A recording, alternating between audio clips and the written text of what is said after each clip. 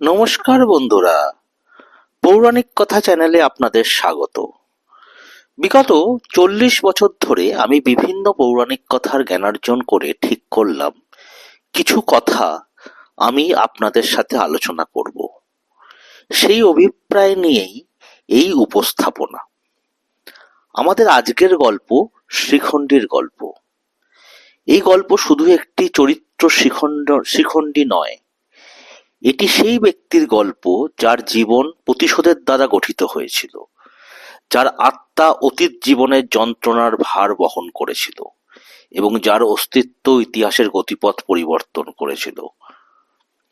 আর কথা না বাড়িয়ে আমরা শ্রীকৃষ্ণকে শ্রদ্ধা জানিয়ে আমাদের গল্প তাহলে এবার শুরু করি। হরে কৃষ্ণ। শ্রীখণ্ডীর আসল গল্প প্রতিশোধের ফলে জন্ম নেওয়া যোদ্ধা। রক্তে লেখা একটি ভাগ্য। কুরুক্ষেত্রের যুদ্ধক্ষেত্র যোদ্ধাদের চিৎকার এবং ইস্পাতের সংঘর্ষে ভিজে গিয়েছিল। বিশৃঙ্খলার মধ্যে একজন ব্যক্তিত্ব দাঁড়িয়েছিল, যে সম্পূর্ণ পুরুষও নয়, সম্পূর্ণ মহিলাও নয়, তবুও বেশিরভাগের চেয়েও নির্ভীক। তিনি ছিলেন শ্রীখণ্ডী, অন্য কারো থেকে ভিন্ন ভাগ্যের অধিকারী এক যোদ্ধা। এক প্রাচীন অভিশাপ থেকে জন্মগ্রহণ করা, ছায়ায় বেড়ে ওঠা, একক উদ্দেশ্য নির্ধারিত। বিশ্বের সর্বকালের সর্বশ্রেষ্ঠ যোদ্ধাকে ধ্বংস করার জন্য যিনি ছিলেন বিশ্ব পিতামহ। এটি সেই ব্যক্তির গল্প যার জীবন প্রতিশোধের দ্বারা গঠিত হয়েছিল, যার আত্মা অতীত জীবনের যন্ত্রণার ভার বহন করেছিল এবং যার অস্তিত্ব ইতিহাসের গতিপথ পরিবর্তন করেছিল। একটু আগে থেকে শুরু করা যাক। অম্বার অভিশাপ। শ্রীখণ্ডীর জন্মের অনেক আগে অম্বা ছিলেন অতুলনীয় সৌন্দর্য এবং অটল ইচ্ছাশক্তির এক রাজকন্যা। তিনি ছিলেন কাশীরাজের জ্যেষ্ঠা কন্যা এবং একসময় প্রেমের স্বপ্ন দেখেছিলেন তার মনোনীত স্বামীর কোলে তিনি জীবন কাটাবেন। কিন্তু ভাগ্যের অন্য পরিকল্পনা ছিল। এক দুর্ভাগ্যজনক দিনে হস্তিনাপুরের মহারাজ ভীষ্ম তার স্বয়ম্বরে বিনা নিমন্ত্রণে উপস্থিত হন। তিনি তার প্রেম জয় করতে আসেননি, বরং তাকে তার সৎ ভাই বিচিত্রবীর্যের জন্য দাবি করতে এসেছিলেন। অতুলনীয় দক্ষতার সাথে ভীষ্ম তার পথে বাধা হয়ে দাঁড়ানো প্রত্যেক রাজাকে পরাজিত করেছিলেন এবং অম্বা এবং তার বোনদের জোর করে যুদ্ধের পুরস্কারের মতো তাদের নিয়ে গেছিলেন। কিন্তু অম্বার হৃদয় ইতিমধ্যেই অন্য একজনের নাম ছিল। তিনি ছিলেন রাজা শাল্য। যখন তিনি মুক্তির জন্য আবেদন করেছিলেন, তখন ভীষ্ম ব্রহ্মচর্যের প্রতিজ্ঞায় আবদ্ধ হয়ে তাকে চলে যেতে দিয়েছিলেন, কিন্তু তার প্রেম রাজা শাল্য তাকে গ্রহণ করতে অস্বীকৃতি জানান, কারণ তিনি দেখেন যে তিনি একটি অন্য পুরুষের স্পর্শে কলঙ্কিত, ভাঙা, অপমানিত, বিশ্বাসঘাতকতা প্রাপ্ত।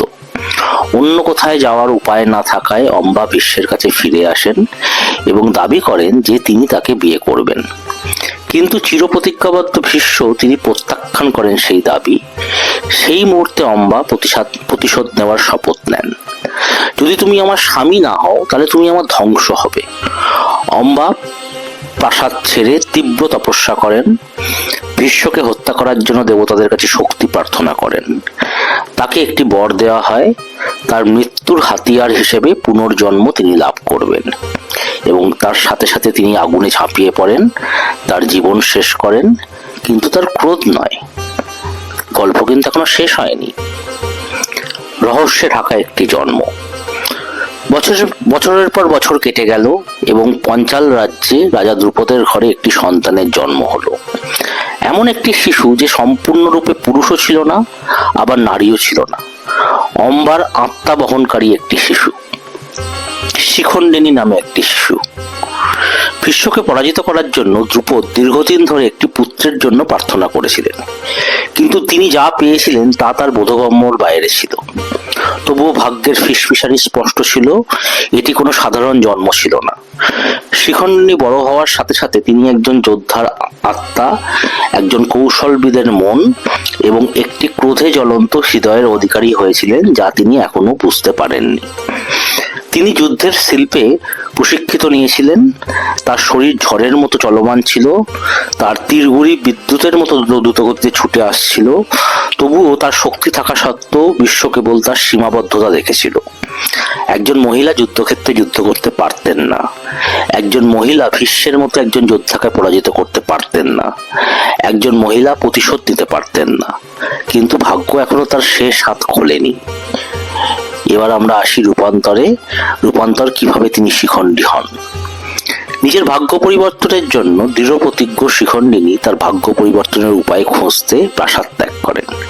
তিনি গভীর বনে অজানা দেশে ঘুরে বেড়াতেন, যতক্ষণ না তিনি একটি শক্তিশালী যক্ষ দ্বারা শাসিত এক রহস্যময় রাজ্যে পৌঁছান। একজন মহান জাদুর স্বর্গীয় সত্তা। তার দৃঢ় সংকল্প দেখে যক্ষ তাকে একটি প্রস্তাব দেন। এক রাতের জন্য তিনি বলেন, আমি আমার পুরুষত্ব তোমার সাথে বিনিময় করব। তুমি সেই যোদ্ধা হবে যা তোমাকে হতে হয়েছিল।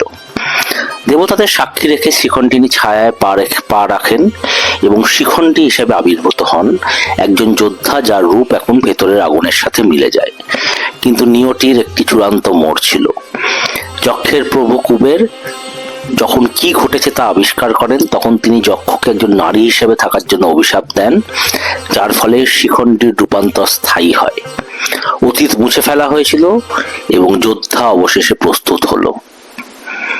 আমরা এবার যাই কুরুক্ষেত্রের যুদ্ধক্ষেত্রে। দিন এসেছিল, কুরুক্ষেত্রের মহাযুদ্ধ আরো তীব্রতর হচ্ছিল। অজয়তার আশীর্বাদ প্রাপ্ত পরাক্রমশালী যোদ্ধা ভীষ্ম অপ্রতিরোধ্যভাবে দাঁড়িয়েছিলেন। সৈন্যদের ঘাসের তলদেশের মতো কেটে ফেলছিলেন। কোনো মানুষ তাকে পরাজিত করতে পারেনি, কিন্তু শিখণ্ডী কোনো সাধারণ মানুষ ছিলেন না। পাণ্ডবদের মধ্যে সর্বশ্রেষ্ঠ অর্জুন ভবিষ্যৎবাণীটি জানতেন। তিনি জানতেন যে ভীষ্ম কখনো কোনো মহিলার বিরুদ্ধে অস্ত্র তোলার প্রতিজ্ঞা করেছিলেন। তাই যুদ্ধের 10ম দিনে পাণ্ডবরা শিখণ্ডীকে তাদের সেনাবাহিনীর সামনে দাঁড় করান। যুদ্ধ যখন তীব্রতর হচ্ছিল, শিখণ্ডী বিশ্বের উপর দৃষ্টি নিবদ্ধ করে এগিয়ে যাচ্ছিলেন। বিশ্ব ঘুরে দাঁড়ালেন। তার দৃষ্টি সেই যোদ্ধার দিকে ছিল যিনি অতীত জীবনের কষ্টের ভার বহন করছিলেন। তিনি সেই চোখের পিছনে অম্বার আত্মাকে জ্বলতে দেখেন। জীবনে প্রথমবারের মতো বিশ্ব দ্বিধাগ্রস্ত।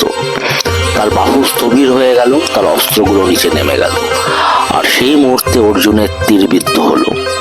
হাজার হাজার তীর বিশ্বর দেহে বিদ্ধ হয়ে তাকে পতিত দেবতার মতো মাটিতে আটকে দিল। আকাশ অন্ধকার হয়ে গেল এবং বাতাস গর্জে উঠল।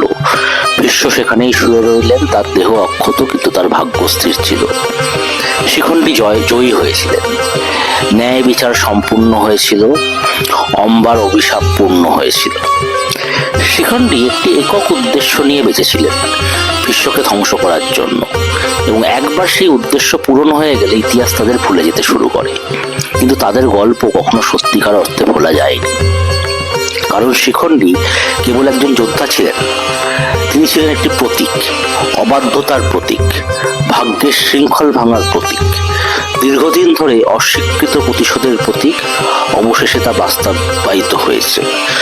আজও তাদের নাম সময়ের সাথে সাথে প্রতিধ্বনিত হয় এবং এটি মনে করিয়ে দেয় যে কোনো শক্তি ঐতিহ্য নয়, নিয়ম নয়, এমনকি ভাগ্যও নয়, উদ্দেশ্যের সাথে জ্বলন্ত আত্মার পথে দাঁড়াতে পারে না। শিখণ্ডী পুরুষ ছিলেন না, নারী তিনি ছিলেন না, তিনি ছিলেন আরো বৃহত্তর কিছু, এমন একটি শক্তি যা ইতিহাসের গতি। এই ছিল শিখণ্ডীর গল্প। আপনাদের যদি এই উপস্থাপনা ভালো লেগে থাকে, তাহলে দয়া করে আপনারা এই চ্যানেলটি সাবস্ক্রাইব করুন, চ্যানেলের ভিডিওটি লাইক করুন এবং আপনাদের বন্ধু বান্ধবদের মধ্যে শেয়ার করে দেবেন। এই চ্যানেলে এরকম ভিডিও মাঝে মাঝেই আসবে। আমি চেষ্টা করব প্রতি সপ্তাহে যাতে 2টি করে ভিডিও দেওয়া যায়, যে ভিডিও বিভিন্ন রকম অজানা তথ্য আমাদেরকে জানাবে। ঠিক আছে, আজকে তাহলে এইটুকুনিই থাকুক। শেষ করার আগে আবার আমরা ভগবান শ্রীকৃষ্ণকে স্মরণ করে বলবো, হরে কৃষ্ণ। ধন্যবাদ, ভালো থাকবেন।